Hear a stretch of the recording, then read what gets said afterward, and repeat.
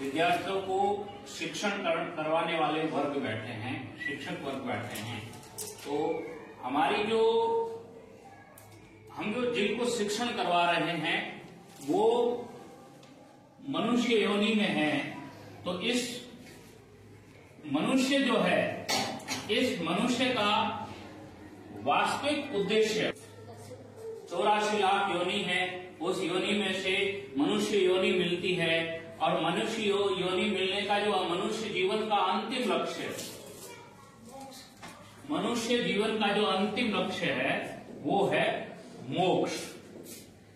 बहुत अच्छा। अब मनुष्य जीवन मिलता है मोक्ष प्राप्ति के लिए, और मोक्ष प्राप्ति का जो मार्ग है वो मार्ग है शिक्षण, ज्ञान। मोक्ष प्राप्ति का जो मार्ग है वो मार्ग है ज्ञान।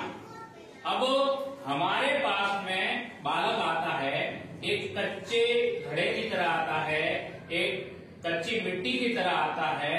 जैसा हम उसको आकार देना चाहते हैं वैसा आकार बच्चे का आएगा।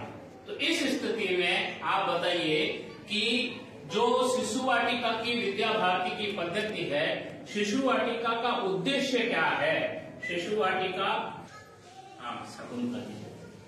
बच्चे का सर्वांगीण विकास करना। हाँ, इस शिशु वाटिका का जो उद्देश्य है वो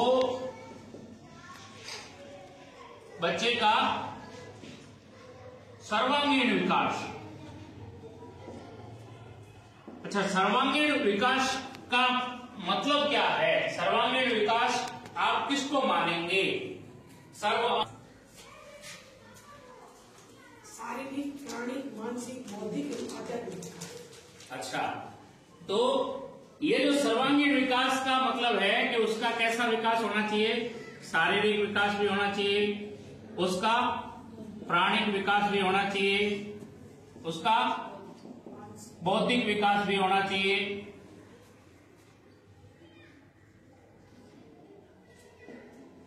उसका मानसिक विकास भी होना चाहिए, उसका आत्मिक विकास भी।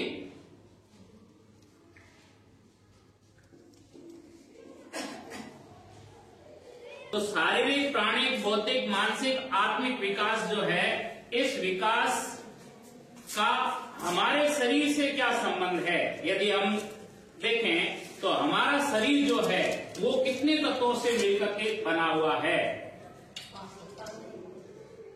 ठीक, दीदी जी बताइए, 5 तत्व कौन कौन से?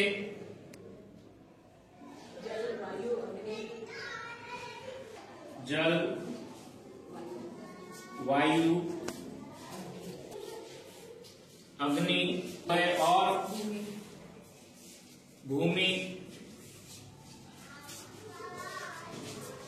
4, एक तत्व रह गया आकाश।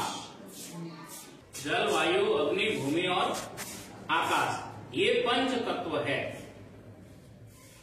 अब जैसे ये जो शारीरिक, प्राणिक, बौद्धिक, मानसिक, आध्यात्मिक विकास जो है, इसी विकास के तहत हम इस विकास को यदि 5 तत्वों के साथ में 5 कोश,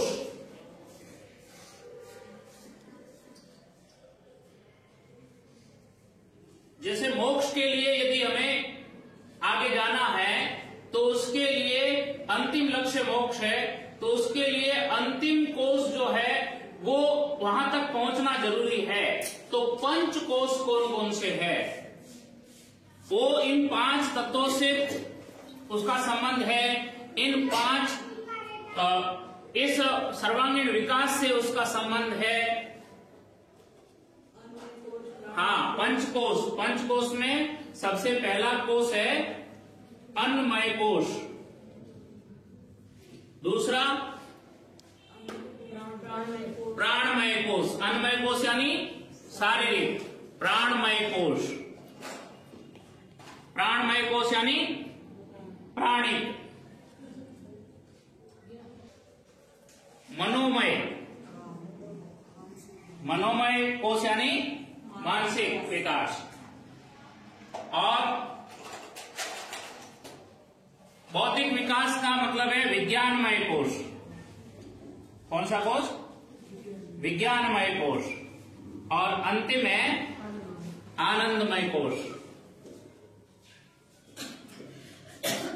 ये हो जाता आत्मिक विकास या आध्यात्मिक विकास। अब बात आती है, इतनी बड़ी जिम्मेदारी हम शिशु वाटिका के दीदी जी भैया जी की है। शिक्षा जगत में ऐसा माना जाता है प्राथमिक से माध्यमिक शिक्षण कठिन है, माध्यमिक से उच्च माध्यमिक शिक्षण कठिन है, उच्च माध्यमिक से कॉलेज शिक्षण कठिन है। लेकिन जिम्मेदारी पूर्ण शिक्षण यदि देखा जाए तो वास्तव में शिशु शिक्षण जो है वो सबसे ज्यादा जिम्मेदारी पूर्ण शिक्षण है। अब बच्चे का सर्वांगीण विकास करना है तो सर्वांगीण विकास करने के लिए शिक्षण विषय कौन कौन से होंगे? शिक्षण विषय कौन कौन से होंगे? ठीक है, योग,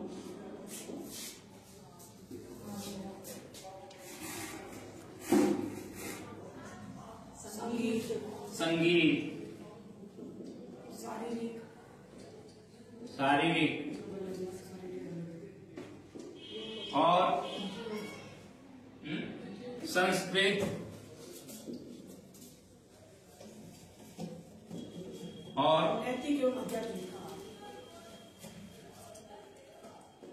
नैतिक एवं आध्यात्मिक शिक्षण। और तो इसमें गणित भी आएगा। भाषा शिक्षण में एक भाषा हो गई संस्कृत, तो इसके अलावा आंग्ल आएगा, हिंदी आएगा, हाँ, उसके अलावा